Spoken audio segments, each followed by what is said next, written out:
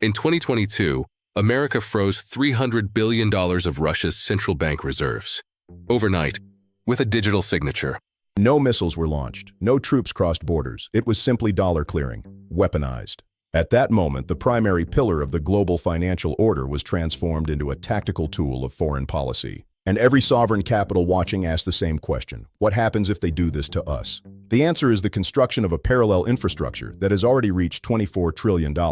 This is the system they built in response. The plumbing of global trade is being rebuilt in real time. This is voice on pages. Here is the kill switch America built, and the system being built to survive it. To understand the replacement, look at the kill switch. In our previous analysis of America's dollar weapon against Iran, we saw how disconnecting a nation from SWIFT could effectively paralyze an economy. In 2012 and again in 2018, the US demonstrated that dollar access is a privilege, not a right. Think about what that meant for every central bank on Earth. If your reserves are held in dollars, and most reserves are, Washington has a key to your vault. Not a physical key, a digital one. And in 2022, they used it. But 2022 changed everything. The US just showed that no country's reserves are safe, not even a G20 central banks. When you control the clearing system, you control the permission to trade. This is the structural reality of dollar dependency. If a transaction doesn't clear through a US bank, it effectively doesn't happen in the eyes of the global market. Logic over loyalty. Every nation's logical response to a centralized threat is to build a decentralized alternative. America didn't just sanction its rivals. It showed every country that the plumbing of global trade was a weapon.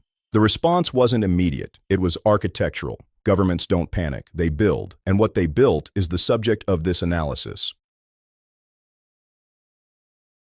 This infrastructure of departure is moving through three layers. Layer 1.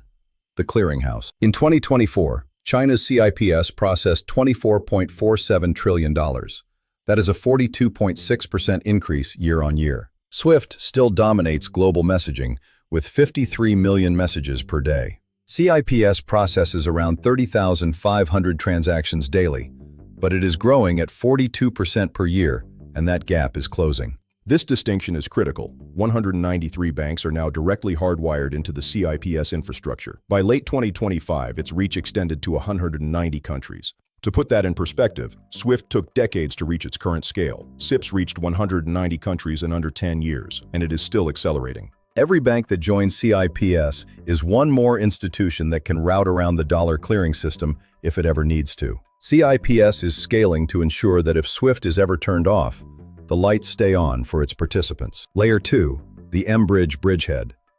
While CIPS clears, mBridge settles. By November 2025, mBridge had processed over $55 billion. That is a 2,500-fold increase from its 2022 pilot. 6 central banks, China, Hong Kong, Thailand, UAE, Saudi Arabia, BIS oversight. When the world's largest oil exporter joins a non-dollar settlement system, the petrodollar framework faces its first structural competitor.